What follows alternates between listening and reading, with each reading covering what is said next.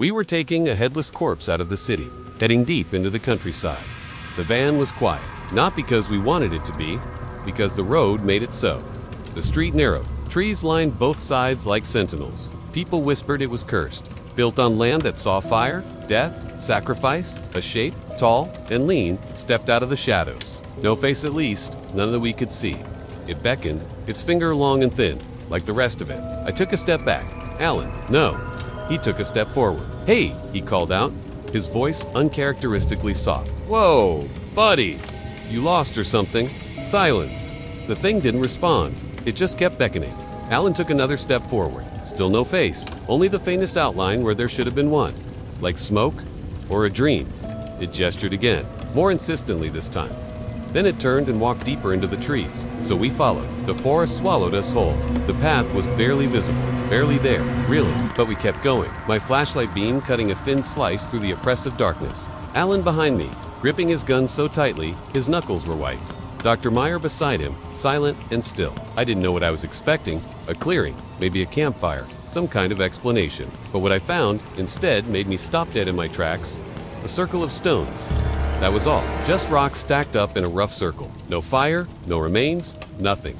Then I heard a noise, heavy breathing. We weren't alone. I spun around, my lights sweeping frantically, but finding nothing. The breathing continued, closer now, and then it stopped. We stood perfectly still, listening intently.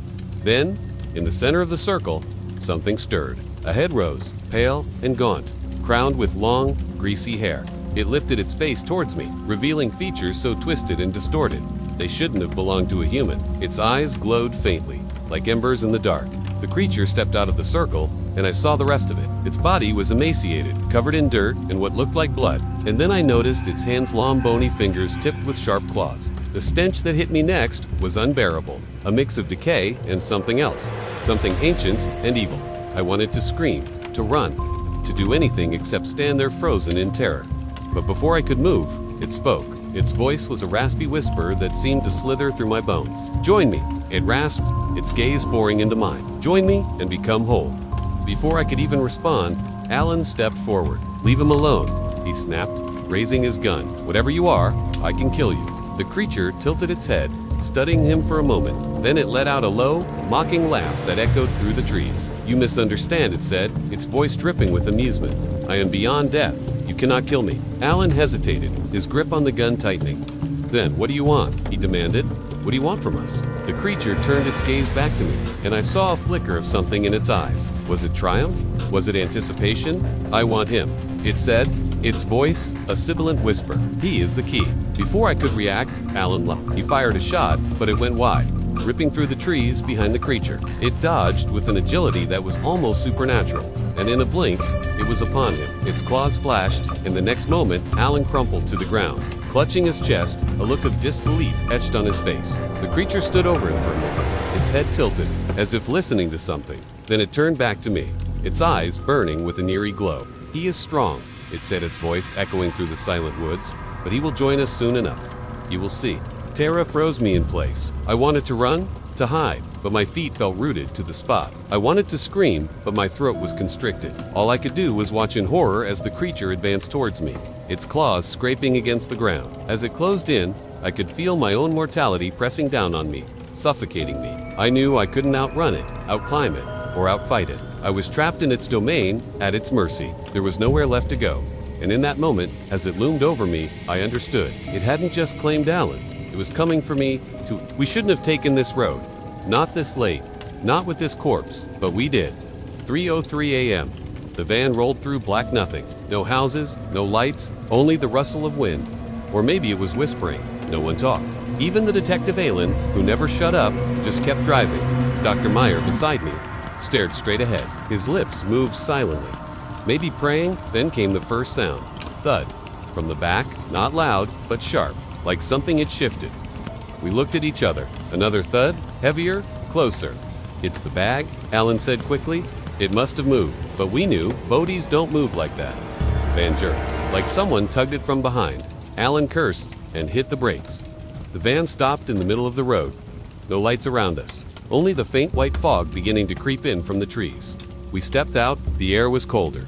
The forest stood silent. Then we saw them Footprints leading from the woods. Barefoot, long, narrow, wet, and they stopped right at the van's back doors. There were no other cars. No one passed us, no animals. Meyer whispered, "Where did they come from?" Then, growly, from inside the van, not loud, but horrible, like wet bones, grinding. I stepped back. No way. It was sealed, it was zipped. I checked it, another sound scratching. Inside the metal walls, then a voice. Not outside, inside our heads, low twisted. I single quotes M dot dot dot, dot dot dot done. The van rocked hard, back and forth. Then the doors burst open, and it climbed out, the body, but no head. Its arms bent the wrong way, its fingers long, its back hunched, like it was being pulled up by invisible strings. It crawled out, wet and twitching, something still oozing from the neck. We stared, none of us moved. Then, in front of our eyes, the body twitched again, and vanished gone. No footsteps, no sound, just fog. The bag inside the van lay open, completely empty.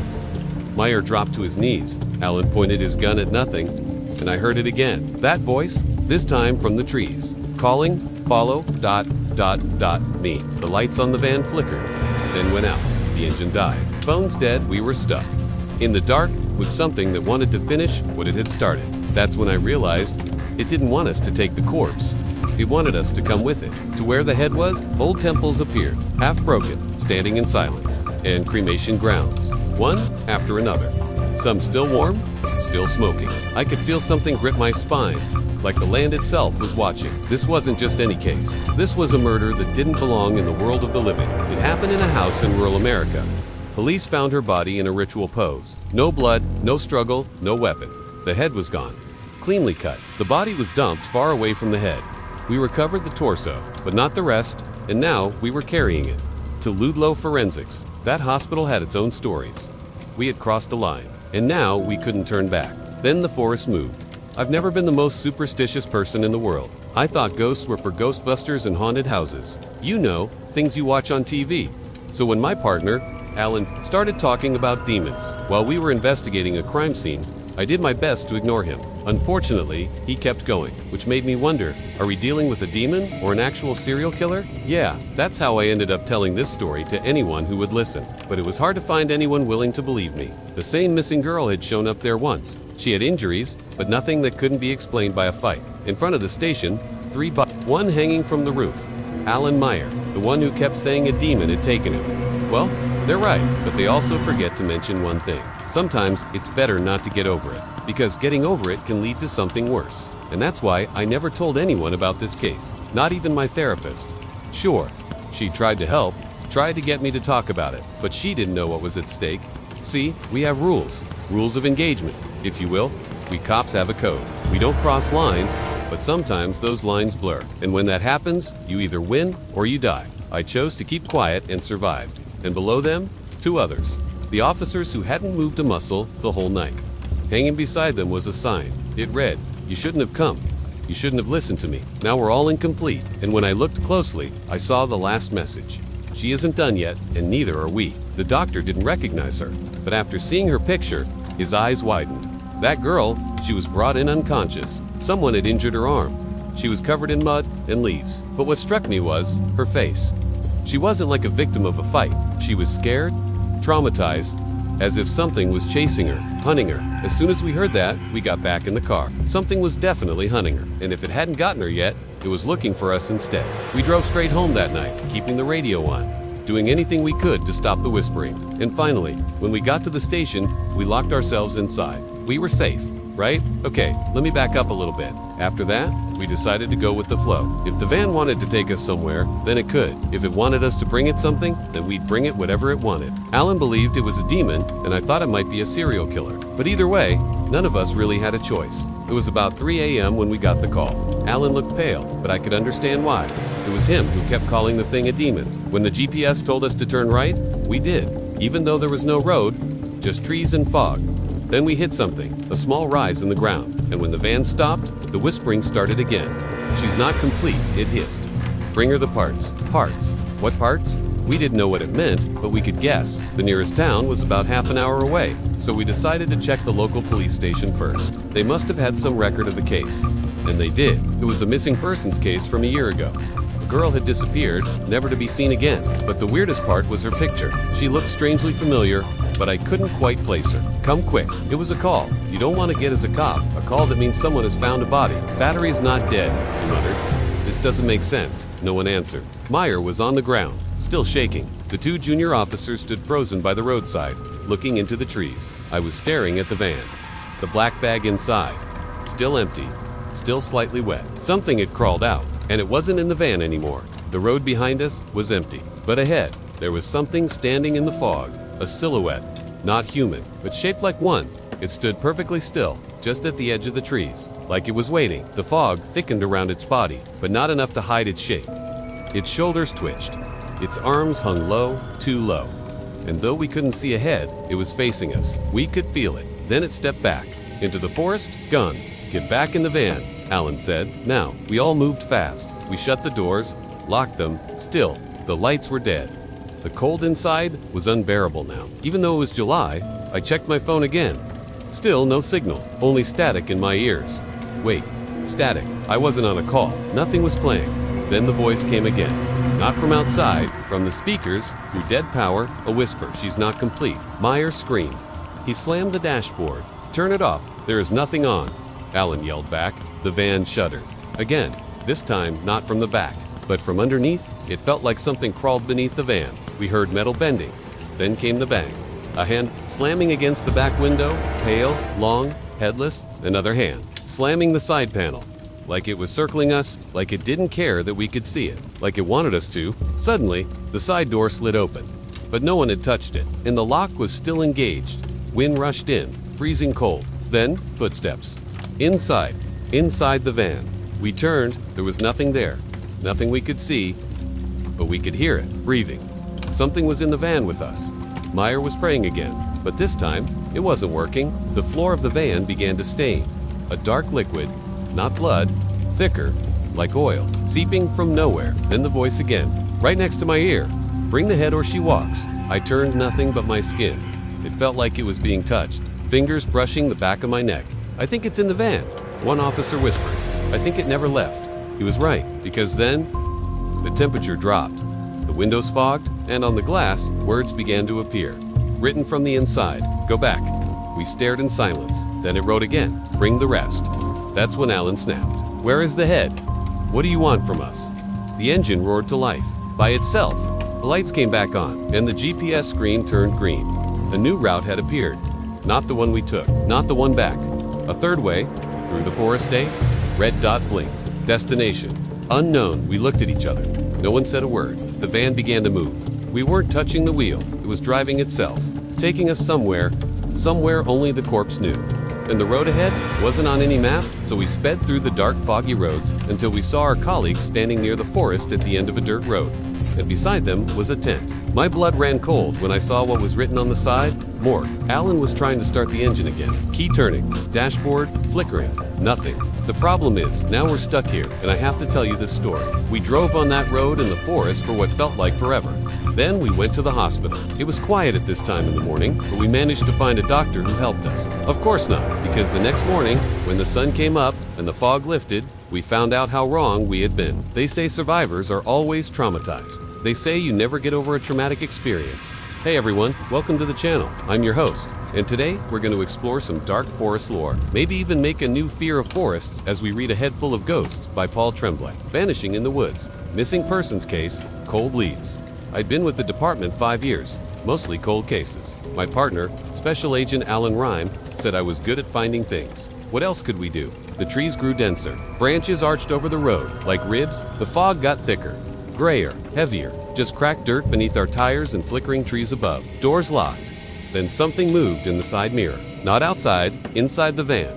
Behind us, I turned first. His mouth open, but nothing came out. He just stared, frozen. And I saw it. Abandoned in 1971. Back when I worked in data entry, I would have looked up all these stats. Now I just kinda knew. What do you want? I heard myself ask aloud. No answer. The van stopped. Alan opened his door. Let's go. He pulled me after him. Why? Meyer shouted. Why are we leaving? She's here. The lullaby stopped. Silence. then footsteps. Let me know in the comments below if you've ever been somewhere you felt you shouldn't have been. If you liked this episode, maybe try this episode or this episode. If you really liked it, subscribe, leave a review, tell your friends. I'll see you next time. Thanks for listening. Heavy, slow, dragging. Coming from the house, Maya ran, stumbling, tripping, falling. Alan kept pulling me away. The sound of footsteps behind us quickened. We broke into a run. Footsteps pounding, crashing, faster, louder. Then they stopped. Meyer collapsed on a log, chest heaving, eyes wild. "They're coming," he gasped. "I hear them." Alan grabbed his arm, dragged him up. "They're coming," I whispered. I heard them too. "Stay in the car," he said. He was out before I could say a word. I watched him go. Meyer hadn't moved. "We should get out," he whispered. "I don't want to go inside there." I understood. I didn't want to go inside there either. But Alan had vanished inside that house, and I was unable to let another partner go without a fight. I got out. "Let's just take a quick look around," Meyer said. "Okay, S-shape." Bent forward, sitting where the body had been. It had no head, but it was grinning. Its back rose and fell like it was breathing, the scent of pine needles and damp earth. And that other smell, cloying, sweet, like rotting fruit. Nothing here. No sign of a struggle. No sign of Amy at all. Alan came out. "Nothing," he said. The rear-view mirror showed the house looming, windows gaping. Every branch seemed like a finger clawing at the sky. Alan took a deep breath. "What the hell was that?" he said. I shrugged. "I don't know," I admitted, "but I'm pretty sure we're not supposed to go inside that house again." Alan nodded. "Good call," he agreed. "Me neither. Let's go." Meyer shook his head. "She's here. I can feel it." He walked further into the woods, ignoring the twigs snapping underfoot, the leaves crunching overhead, hands twitching, shoulders hunched, and slowly it began to stand. But it didn't stand on the floor.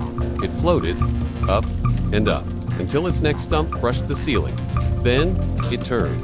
Up, no head, but we felt it turn. We felt it watching. "Don't move," Alan whispered.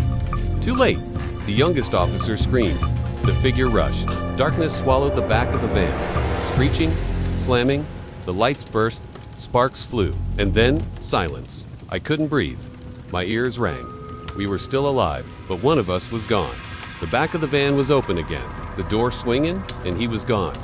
No blood, no struggle, no trace, only a smear, a black handprint on the glass, and on the wall of the van, written in dripping lines. "She wants to be whole." Meyer collapsed. Ellen punched a dashboard until his knuckles bled. I sat there, shaken. The van began to move again. Still no driver. And that smell getting stronger. Wet rot, burned bone. Something wrong. The van's radio crackled. Not music, not voice. Just static, a sign, broken in half. Fell as we crossed. Miry Hollow. Closed since 1971. It wasn't on any map. But the van knew it. It wanted to bring us here. The trees parted. And there it was. An old house? No. A mansion? Burnt? Ruined? Alive? Windows? Blinking? Doors? Breathing. Something inside it was waiting. Something that knew our names. Something that once had a head and wanted it back. Then buried under the noise, a lullaby began to play off-key-old, like from a broken toy. The lights flickered again. Then the screen changed. We didn't know how. A face, for half a second, there it was. A woman, pale, head tilted wrong, smiling too wide. Then gone? It felt like we weren't just going into the woods. We were going under them. Most of the time, it was just documents, boxers and attics, pictures and wallets, the stuff people lost or misplaced. Once in a while, it was a body. This job was different. Our newest recruit, Thomas Shaw, Special Agent Alan Rhyme, insisted I call him Tommy. But I'd never called him anything but Special Agent Shaw to his face and probably wouldn't. He was young, too young for this sort of thing, bright-eyed, full of nervous energy. He talked fast. He listened less. That's what we did, vanishing in the woods. In Narration, New Hampshire. That's where we were headed. The road, which had been smooth tarmac, became rough gravel. The trees closed in. Fog started rolling in off the fields to our right. Alan stopped the car. "Here's where she went missing," he said. "Amy," I asked. "Yeah," he said. 3 hours north from Boston, 2 hours from Concord, past a town called Bristol, New Hampshire, where someone had been hanged and left dangling upside down from a tree for all the town to see. And 1 hour from Peterborough, New Hampshire, where a man had been chased down the street by townspeople, beaten and left to die on the steps of the town hall. All this knowledge came from our boss, Agent Alan Rhyme. Said it might be relevant. This is a horror story podcast brought to you in part by Bet. And now, on with the show. It was late afternoon when the call came in. As for me, my name is Harry D.S. Meyer. We hit the last stretch of road. 2 miles, 1 mile, 800 feet. We slowed, and then we heard it. The van rolled forward. None of us touched the controls. We just let it. Meyer whispered, "This is not a road." He was right. There were no lines, no signs. "That's it," Alan said. "We're getting out now." The van refused. No response from the wheel. The road narrowed. We passed an old gate, rusty iron, swinging open on its own. It was a massive structure, colonial revival style, 6 square stories, 18 rooms, built in 1924. It was freezing. The woods pressed in, suffocating, all around us. Moss lichen, vines, thick, gnarled roots, the skeleton of a tree. Then I heard it again. The lullaby? Closer now. From inside the house. "Come on," Alan said, gripping my arm. Alan and I didn't speak. As we drove, we just looked straight ahead. Ensing, have you ever stayed too long in a place you shouldn't have? Welcome to another episode of The Darkest Minds. If you haven't already, make sure you subscribe so you don't miss any new stories. So you might have seen some comments from me about how much I love your support. You guys are amazing. So many of you are always telling me how much you enjoy these stories, and it really means a lot because making them takes a lot of work. Not even to breathe. The fog wrapped the place like a blanket, a heavy, choking thing. No wind, no sound, not even crickets. "She's waiting for someone," he whispered. The footsteps stopped. We held our breaths. Then she descended the stairs. Slowly, deliberately. Her smile grew wider. She shuffled closer. She tilted her head to the side. "Tua," and spoke, but no sound came out. Then she gestured to the sack in her hands. It thumped softly. Once, twice, thump. "Thump, who's in there?" I croaked. She kept smiling. Then she reached out. To me, her fingers dripped onto the floor. Black, gooey, thick. She gestured again, to the sack, then to herself, then back to me. Her smile never faltered. Her eyes burned through me. Alan cleared his throat. "What does it want?" The headless woman looked at him. She shook her head. "No." She mouthed something. I couldn't catch it. Alan tried again. "What do you want?" She repeated her shake. Then her mouth twisted into a snarl. She spat at his feet, blood, and vanished. Back up the stairs, into the darkness. We stared after her, then at the sack, at the piano. Now it was silent. Again, the only sound, our ragged breathing. Alan looked shaken. He lowered his gun. "What do we do?" I didn't know. What do you do when a ghost asks you for help, and you go and hear what she is saying? "Maybe we should leave," Meyer finally said. But as we turned to go, something thumped loudly from above. We whirled around, footsteps again. Heavy, wet, thump, thump, thump. The woman was back. She stood at the top of the stairs. In the red light, her hands were full of blood. She held up a finger to her lips. Then she started to climb. Down the stairs, Rue and I screamed. But they didn't move. They couldn't, or maybe they didn't want to. She reached us, gurgling, gasping. Still smiling, she thrust the sack toward me. It landed at my feet, thump, and unzipped. I fell back, away from it, scrambling. A head rolled out, then another, and another. 5, 6, 7, full of teeth, all staring at me. The last one moved. It blinked, it slithered out. A tongue flipped in and out. Then it struck. For Alan, he slumped to the ground, blood blooming on his chest. I screamed, but the woman just smiled. Weidemeyer tackled her. They rolled away from the stairs, crushing, then silence. Finally, I scrambled for the mat in my pocket and the gasoline. In the other, I drenched the stairs, soaked them in flames. The woman screamed a long, drawn-out wail, and then she was gone. Meyer stumbled out of the flames, covered in soot. He coughed. Then on the stairs, he looked sick. I helped him up. "Where's Alan?" "Dead," I whispered. I hated this place, hated it, with every fiber of my being. It had taken everything from me. It had taken everything from us. It deserved to burn. I threw the match away, watching it burn, to the ground, until there was nothing left but ashes. And I wondered if this would finally be the last time we saw that place.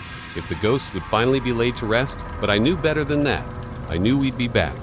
Because this was their story. And we weren't done with it yet. Just that building, staring back at us.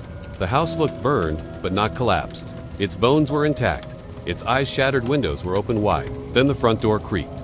Just a little, just enough. It wanted us inside. Alan checked the gun at his waist. It was shaking in his hand. "Don't do it," Meyer whispered. "That place, that's where it all started." "How do you know?" I asked. But he didn't answer. He just pointed. At the stone beside the gate, barely visible in the moss, etched into the side. L Forensics SD 1904. This was Ludlow, the original one. the one that burned down. They didn't rebuild it elsewhere. They buried the story. They erased it, but it hadn't died. We stepped out, one by one. The fog parted for us. Like it knew, like it wanted this. As we crossed the gate, the temperature dropped again. I could see my breath, but it wasn't smoke, it was black. Like ink in the air. Each step closer, the air grew thicker. I heard whispers, names, my name, Myers' name, Alan's name, even the name of the boy we lost in the van. They were being said from under the ground, from the walls, from behind our eyes, then movement. Behind the upstairs window, a figure, small, standing still. A child? No. The head? It was missing. But the body turned anyway, facing us. Inside the house, a piano started playing by itself. A lullaby, the same broken one from the van radio. Only now, it was louder. Slower. Alan turned to me. "If I die in there," he said, "you burn this place. Everything. Promise me." I nodded, but I didn't know if I could. We stepped in. The floorboards groaned beneath our feet. The air inside smelled like iron and old earth, like something had been rotting here for a long time, but hadn't quite died. The hallway was lined with portraits. People with no eyes, their faces scratched out. One of the frames was still bleeding. Then something ran past at the end of the corridor. A blur, fast, wet. Meyer whispered, "It's her." We reached a door, massive, locked. Except there was a key, already in the handle. Waiting? Alan turned it. The door swung open. A dark room, circular, smelling like fire. And in the center, a chair, strapped to it a body. Fresh, headless. It was the boy, the officer, his chest still warm. On the wall behind him, written in thick black strokes, "Only one head is missing." We turned to run, but the door slammed shut, and the lights, if you could call them that, turned blood red. Something was coming down the stairs. We could hear the footsteps, wet, slow, a dragging sound, metal claws. Alan raised his gun, and then we saw it. At the top of the stairs, tall, headless, smiling, from nowhere. Its neck writhed like it was trying to grow something, and in its hands, a sack. Dripping, heavy. We knew what was inside. It had come to deliver it, or trade it, or feed it, but not without a price. I mean, I pour my heart and soul into every episode, and it's great to know that you appreciate it. But it's also nice to hear from you, and I hope you understand that I get hundreds of comments every day. So I unrespond to everyone. But please know that I read every single one. And since so many of you keep asking me how you can support me, I figured I'd tell you. If you want to be part of something cool, consider signing up. Now, let's get back to the story. The van stopped on its own, dead still in front of the mansion. None of us wanted to move. "We gotta go," I shouted, over the piano music, now faster, more frantic. But Meyer was transfixed on the headless woman. Thank you for watching. If you enjoyed this episode, make sure you show your support. See you next time. This story is part of a series of spooky stories set during October. It's the month of Halloween. This particular story takes place on a foggy evening in New Orleans. Like most evenings in New Orleans, there are two things that make this one special. They're both detectives, but one is clearly senior to the other. His name is Meyer. His partner is still wet behind the ears. Not even 2 years on the force.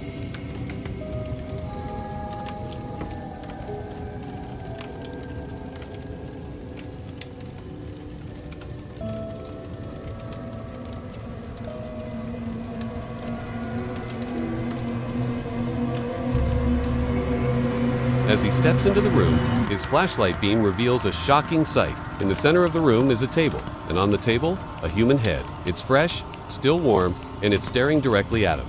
Fear paralyzes him. He can't scream, can't move. He just stands there frozen as the head watches him silently. Meyer enters the room, his expression grim. He kneels beside the table, his gaze fixed on the head.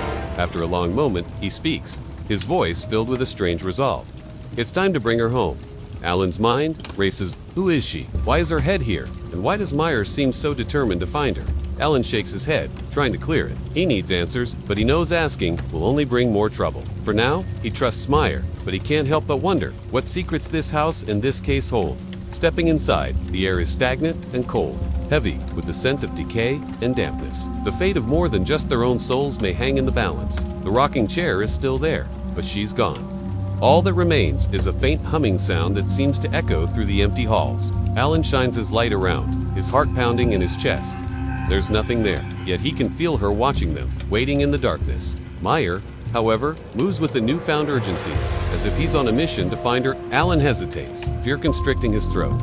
He wants to follow Meyer, but something holds him back. It's like an invisible force keeping him rooted to the spot. He tries to shake off the feeling, but it's no use. He doesn't look back, not until he's safely outside, away from the house and the woman. Then he lets out a shaky breath, leaning against the wall to steady himself. What had been in that house? How could looking into her eyes fill him with such dread? Alan looks back at the house, now shrouded in fog. He sees Meyer coming out, his face pale and drawn. But there's something more, something different in his eyes, something that makes Alan shiver. And Meyer has called in backup. The younger man's name is Alan, a newcomer to New Orleans and the supernatural horror that seems to cling to it. As they make their way through the gloom, a sense of foreboding settles over Alan. It's a feeling he can't shake, a premonition that something terrible has happened, something that will change him forever. Meyer's usually confident stride is replaced by hesitant steps. His eyes, usually sharp and focused, are now vacant and distant. Alan tries to shake off the oppressive feeling, but it's no use. Something wicked this way comes. First, there's the fog. It clings to the Spanish moss hanging from trees. Finally, Meyer speaks, his voice hoarse and strained. "We have to go back. She needs me." Alan's heart sinks. He'd hoped Meyer would say that they were done, that they were safe. But there's no escape from this nightmare. As they turn the car around, the silence returns, heavier and more suffocating than before. Alan steals a quick glance at Meyer. His partner's face is obscured by the shadows, but Alan can sense the turmoil raging within him. Whatever's happened in that house, whatever that woman represents, it's consumed Meyer's thoughts entirely. Alan's stomach churns with a mixture of fear and pity. He knows that once they go back, they may never leave the same. It drifts between the iron balconies of old brick buildings, and it piles up in the cracks of ancient tombs. That's the first thing.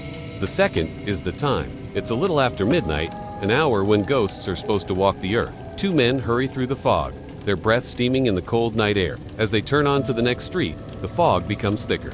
The smell of damp earth and decaying leaves fills the air, and then they see it. A house at the end of the street. The front door hangs open, a dark gaping wound in the fog. Meyer pulls out his gun. Alan follows his lead. What brings him here is a single word, a desperate plea from the mayor himself. "Help me." That's all he'd said over the phone, his voice strained, barely a whisper. But the mayor is rarely called to the station, never desperate. So Meyer knew something was wrong, very wrong. As they approach the house, the silence is broken by a low, guttural sound from within. Meyer grips his gun tighter. This is his city. But tonight, it feels alien, dangerous. He turns to Alan, his eyes grim. "Get ready, it's gonna be a bad one." Inside the house, the ground floor is empty. Cobwebs brush against their faces as they climb the grand staircase. The source of the noise grows louder, echoing through the house like a heartbeat. Then they see her, sitting in a rocking chair. Back and forth, her white dress billowing around her like fog. She doesn't seem to notice their presence. She's lost in whatever world that rockin' has created for her. Alan steps forward, his voice echoing in the stillness. "Hello? Is anybody home?" The rocking stops abruptly. The woman turns, her face hidden in the shadows. She doesn't speak, but her eyes tell a story of sorrow and pain. Then she starts rocking again, faster now, and she hums a tuneless melody. Alan exchanges a worried glance with Meyer. Something is deeply wrong here. The woman's eyes, they seem to glow faintly in the dim light. It's like she's not quite right. Alan knows he should back away, call it in, find someone else to deal with this. But something keeps him rooted to the spot. Maybe it's her eyes, or the haunted look in her swaying form. Before he knows it, he's stepping closer.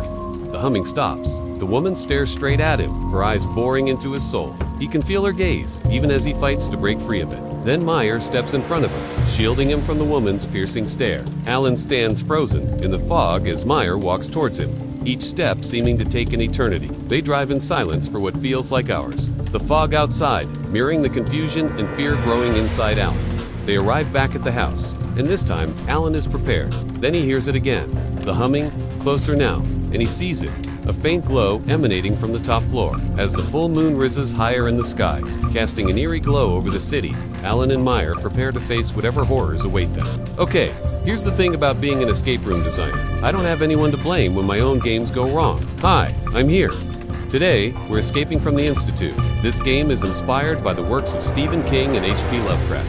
Our radio has been picking up this weird transmission, but then suddenly, we lose control of the vehicle and crash into the woods. As we explore the halls, we'll find a series of traps that will force us to turn off the lights. Using a special access card, you'll be able to open certain doors and access terminals. Another will have a moving walkway that changes directions randomly. There's even a room with a spinning vortex that sucks the player in. All of these are designed to frustrate the player, but also to symbolize their descent into madness. At this point, things start getting really dark. The player will enter a torture chamber, and at Esir Thael, learn the fate of the scientists. Turns out they didn't get to finish their experiments. The military showed up and executed everyone at the institute, but not before turning them into monsters. These are simple puzzles that are meant to be solved early on, so that the players have time to build trust and work together. It's the strongest of all the experiments, and it's incredibly agile. Just remember, communication is key. Keep an eye on the logs. Listen to each other, and most importantly, don't be afraid to scream. It can move through the environment in unnatural ways, and it can heal itself by drinking blood.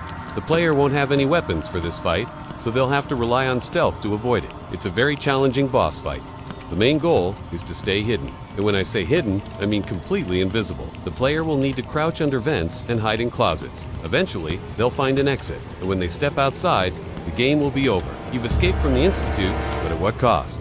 After some more exploration, you'll eventually find a maintenance tunnel where you'll encounter another creature. This enemy is based off of the Wendigo, and it is definitely a more difficult fight than the deer monster. For one, the player won't be able to hide. The only way out of the maintenance tunnel is right where the Wendigos are. To get past them, the player will have to throw objects to distract the creatures and then hide behind these big metal pipes. It's a very intense sequence. I've tested it many times myself, and I'd say it's probably one of the hardest parts of the game. Once you get past the Wendigo, you'll find a storage room filled with logs. These will describe another experiment conducted at the facility. This time they were trying to create an unstoppable killing machine. They took the DNA of a bear and combined it with that of a human, resulting in a new subspecies called the Earth. Again, really cool concept, but maybe a bit too ambitious. I mean, we're talking about creating a species with the strength of a bear and the cunning intelligence of a human. There are multiple ways to kill an animal, but to defeat a subspecies that's both strong and smart, well, that's going to be really difficult. Without light, the player will be much more vulnerable and disoriented. It's also a classic horror trope. Throughout the game, you'll have to work together to solve puzzles that will keep the lights on. But if you fail, you'll have to navigate these pitch-black hallways while listening to unsettling sounds. Your flashlight isn't that bright either, so there's not much you'll be able to see anyway. Along the way, you'll find logs and pieces of paper that flesh out the story a little bit more. They'll tell you about an experiment conducted at the Institute. Basically, the scientists here were trying to develop a serum that could transfer the consciousness of a person into another body.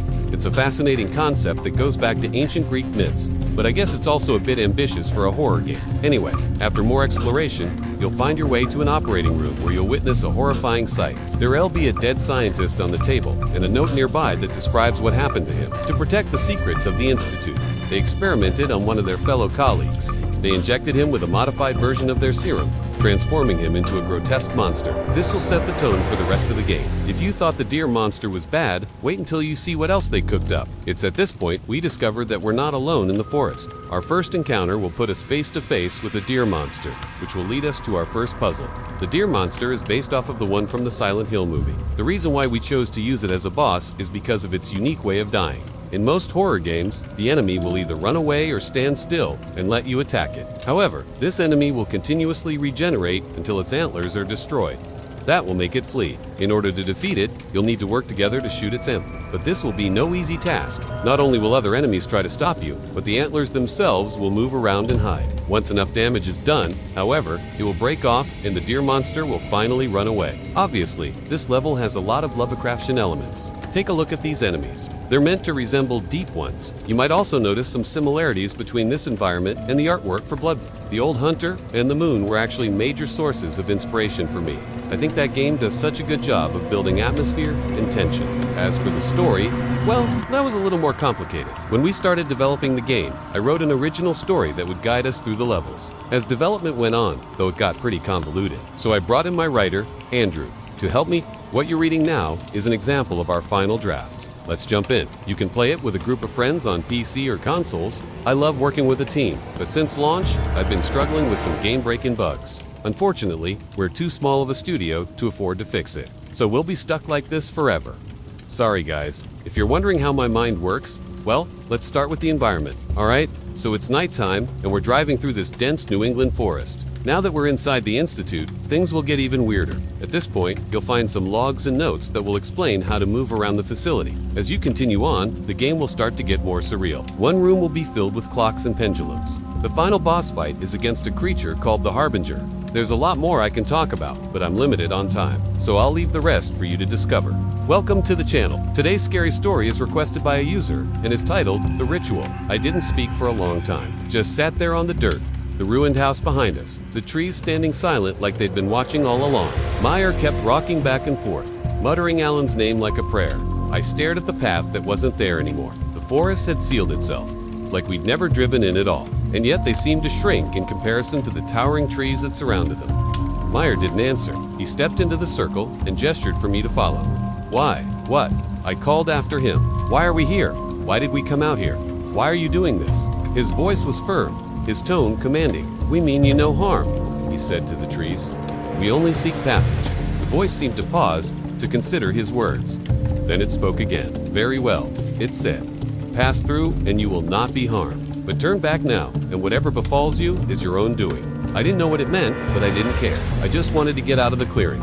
I wanted to escape the watchful eyes of the trees. He didn't say anything. I could feel the presence recede, the darkness lifting like a fog. I turned to look back at the clearing, at the circle of trees, and I saw it then. Carved into the trunk of one of the trees, almost hidden by the thick undergrowth, were 3 words. Beware the grove. The forest was alive, and I had trespassed in its domain. I would never forget the terror of that moment, the feeling of being watched, hunted, used. I would carry the memory of the grove with me forever.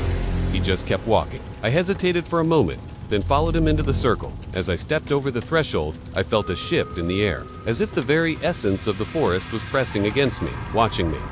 I shivered and pulled my jacket tighter around me. All around the circle were symbols carved into the stones, strange patterns that resembled nothing I'd ever seen before. At the center of the circle was a fire pit filled with ashes. There was nothing else. No tents, no figures hiding in the shadows. No pentagram on the ground, no altar. There was just the clearing and the stones and the ashes and me.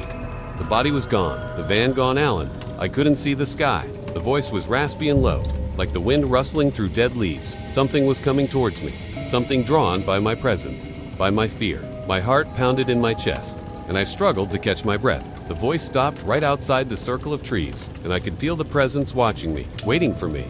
Come out, it whispered. Come out and join us. I wanted to give in to the darkness and let it consume me. I wanted to be taken, to be used, to be anything but myself.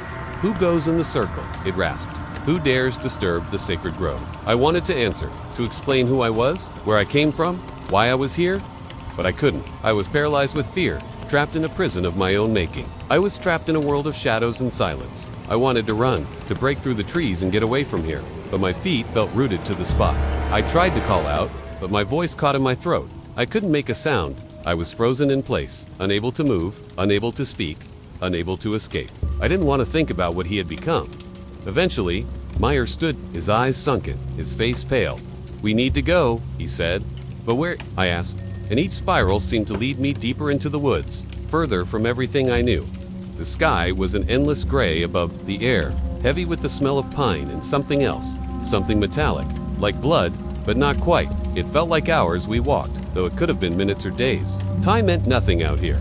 And then the trees thinned. He didn't answer. We started walking. No GPS, no phone, no sun, just fog and trees. The further we went, the stranger the woods became. We passed a well, made of red stone, chains hanging inside it, still wet. A child's shoe sat beside it clean, too clean. Then we found bones, not buried, arranged in spirals.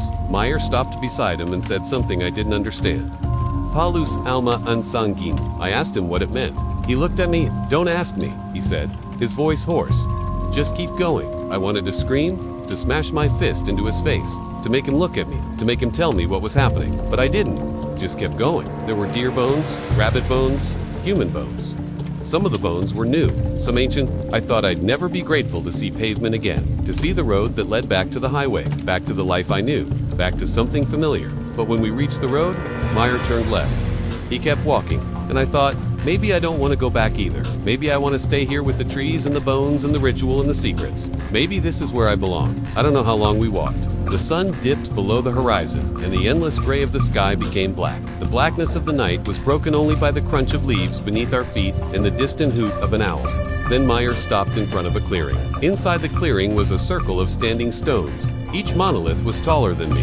Why? I asked. When I turned to look back, I realized the trees had closed in, their branches forming a dense canopy overhead. I couldn't see the road.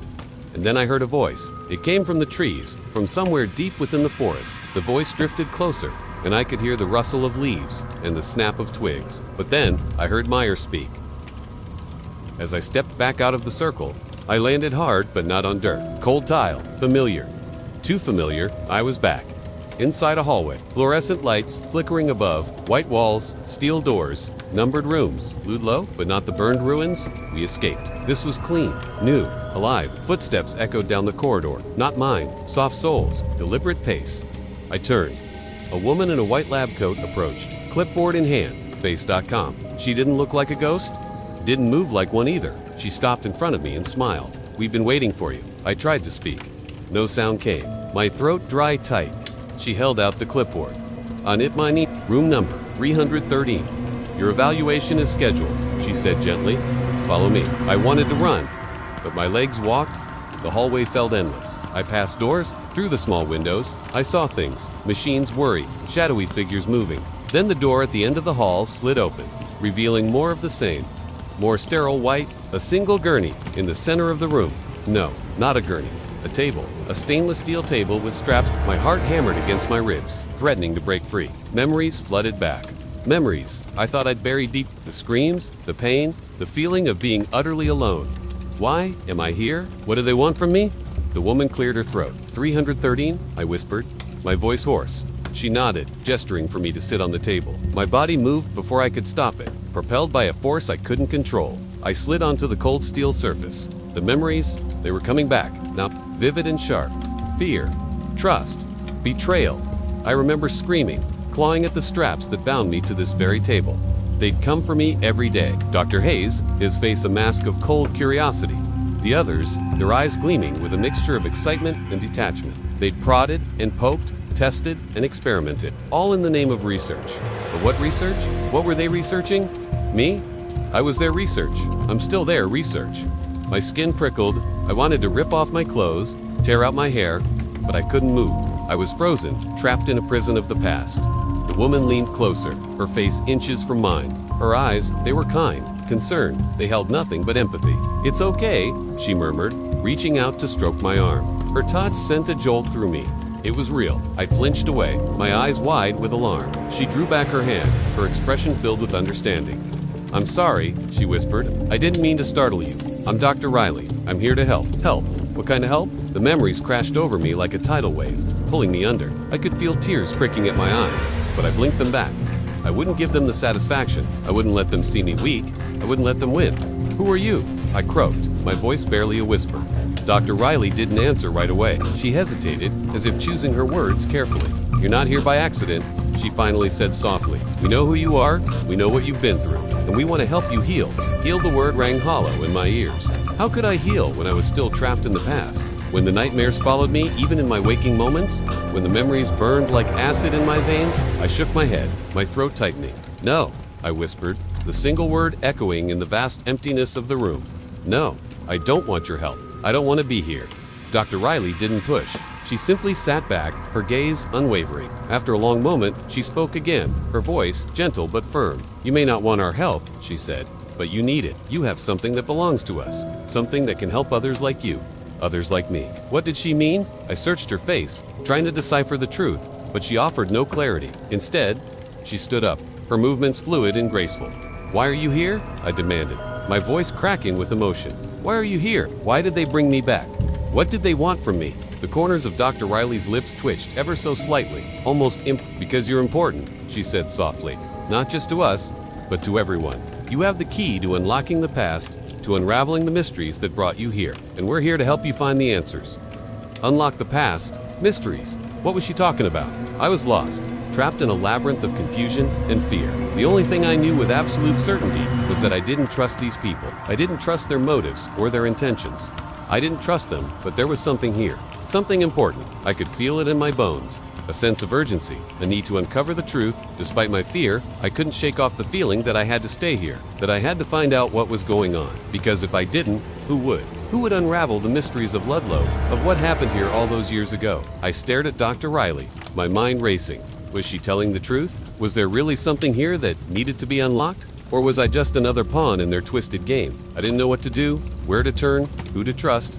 But one thing was clear, I couldn't keep running. I had to face the past head-on, even if it meant confronting my deepest fears and unlocking the secrets that had haunted me for so long. Here's one, for those of you who like it creepy. This happened recently. As I'm passing by one of the rooms, I hear crying. Now, this patient was supposed to be asleep. She came in and talked to the patient too, but the patient just stared at her blankly and whimpered. The doctor came in and checked them out and ran some tests. Everything was normal. We couldn't figure out why they were crying. I think that was the only word they said the entire time they were in the hospital. Something about liability or them being a danger to themselves or something like that. All I know is that they told me not to go with them.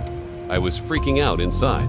The doctor finally came back with the results from all the tests, and all they could say was that they could unfind anything wrong. The patient was totally fine. There was this one night shift nurse who always made us roll our eyes behind his back. You know when all the alarms go off and the doctors and nurses rush into a room to try and save someone else's life? If you liked this story, check out the playlist where I share other stories just like this. Thanks for watching. We had one of these codes in the middle of the night and everyone rushed into the room. For a moment, the emergency department was quiet and then suddenly we hear the phone. Yep, that lazy bastard was on his cell phone having a private conversation right in the middle of the chaos. Total silence. And we were all just sitting there watching him. He was oblivious and continued his conversation, completely ignoring everyone around him. After the code was over, people slowly started to come back into the department. And once they saw that nurse still on his phone, a few of the doctors and nurses confronted him and shooed him out. Eventually, he hung up and went to sit in his car outside. And that's when the sun came up and he clocked out, leaving us to deal with the paperwork. The next day, he didn't show up for his next scheduled shift. And a week later, he was gone, and we never saw him again. I've often wondered if he was fired. He would come in late, leave early, and spend more time on his cell phone than actually working.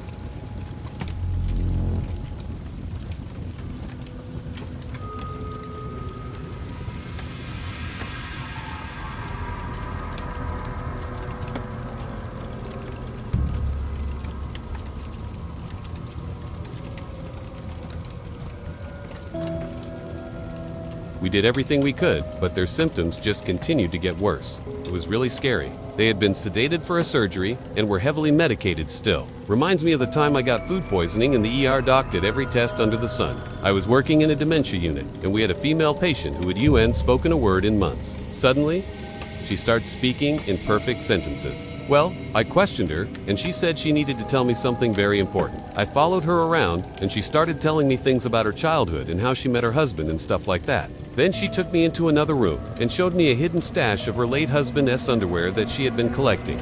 I'm telling you, this woman hadn't spoken a word for months. She just suddenly regained her speech to tell me about her undies. Sorry, I'll show myself out. The look on her face when she couldn't find anything wrong was priceless. It was like, "You're fine. What do you want me to do? You're a miracle. Have a nice day." So I walk in and I see their head of bed is up and they were sitting there crying and whimpering, looking towards the door. They weren't in any pain though. Their vitals were all fine. I tried talking to them, but they didn't respond at all. They just continued crying until they passed out again. I was about 20 years old at the time. I work in healthcare. It was my first year working in a hospital as a new graduate. My patient population was adults, so I didn't see many kids unless they were visiting their parents or something. I was working the night shift, which is usually pretty chill since most people are sleeping. So I'm doing my normal rounds, checking on my patients, making sure no one needs anything. I figured maybe I should get a higher up to come see this, because this wasn't normal. So I called the charge nurse. About an hour later, I heard the patient crying again, so I went back in. Now, when I walked in, I saw that their eyes were wide open and staring straight ahead at the wall. They also had a big smile on their face. Then I noticed that they were breathing really shallowly and quickly, like they were hyper. I tried to calm them down, but then the doctor came in again and decided we should do a full workup on them and run every test under the sun. I remember grabbing the patient's hand while I was getting them ready for transport to the CT scanner, and they squeezed my hand really hard. I asked if I could stay with them during the scans, but they said no. I don't remember why exactly. I never saw that patient again, but their file still sits in my mind. I wonder if they're okay. Hey OP, this happened a long time ago, and I'm just now remembering. I used to work at a hospital as a clerk in the emergency department. When I was in high school, well, one night we had a code blue. Was that the creepiest thing you've ever experienced or witnessed in your career? Let me know in the comments. Also, share this video with others. Thank you for watching this episode of the No Sleep Podcast. If you enjoyed the story, make sure to leave us a like and subscribe, so you do not miss out when we release new content. It was late, way past midnight, maybe 2, maybe 3. My eyes burned from staring at the forest around us. Nothing but darkness and drizzle. Check out another terrifying podcast episode. The faceless man, or click here to listen to more episodes of scary stories from around the world. Thanks for listening. Don't forget to subscribe and leave a like if you enjoyed the content. You can also send us a message through the provided email or contact us on social media. Have a great day and stay safe. No street lights to pierce it. No houses, no businesses, just trees. Thousands of trees growing close around the road. So close, they sucked the moonlight from the sky. Alan gripped the steering wheel, his knuckles white. Beside him, Myers stared straight ahead, his eyes blank. We were lost. We should have been long out of the woods by now, but somehow we kept driving deeper into them. I see it. Myers suddenly snapped his head toward me. See what? A clearing? Maybe we can turn around in there. Alan cut the headlights and we rolled forward. None of us touched the controls. We just let it. The trees grew denser. Branches arched over the road like ribs. The fog got thicker, grayer, heavier. It felt like we weren't just going into the woods. We were going under them. Meyer whispered, "This is not a road." He was right. There were no lines, no signs, just cracked dirt beneath our tires and flickering trees above. And that smell getting stronger. Wet, rot, burned, bone, something wrong. The van's radio crackled. Not music, not voice, just static. Then buried under the noise, a lullaby began to play. Off-key old, like from a broken toy. The lights flickered again. Then the screen changed. We didn't know how. A face? For half a second, there it was. A woman, pale, head tilted wrong, smiling too wide. Then gone. Alan slammed the brakes. That's it. We're getting out. Now the van refused. No response from the wheel. Doors locked. Then something moved in the side mirror. Not outside. Inside the van. Behind us, Meyer turned first. His mouth opened, but nothing came out. He just stared, frozen. I turned, and I saw it. A shape, bent forward, sitting where the body had been. It had no head, but it was grinning. Its back rose and fell, like it was breathing. Hands twitching, shoulders hunched. And slowly it began to stand. But it didn't stand on the floor, it floated up and up until its neck stump brushed the ceiling. Then it turned. No, Hedbo, we felt it turn. We felt it watching. "Don't move," Alan whispered. Too late. The youngest officer screamed. The figure rushed. Darkness swallowed the back of the van. Screeching, slamming, the lights burst. Sparks flew. And then silence. I couldn't breathe. My ears rang. We were still alive. But one of us was gone. The back of the van was open again. The door swinging. And he was gone. No blood, no struggle, no trace, only a smear. A black handprint on the glass. And on the wall of the van, written in dripping lines. "She wants to be whole." Meyer collapsed. Alan punched the dashboard until his knuckles bled. I sat there, shaking. The van began to move again. Still no driver. The road narrowed. We passed an old gate, rusty iron, swinging open on its own. A sign, broken in half, fell as we crossed. Myrie Hollow, closed since 1971. It wasn't on any map, but the van knew it. It wanted to bring us here.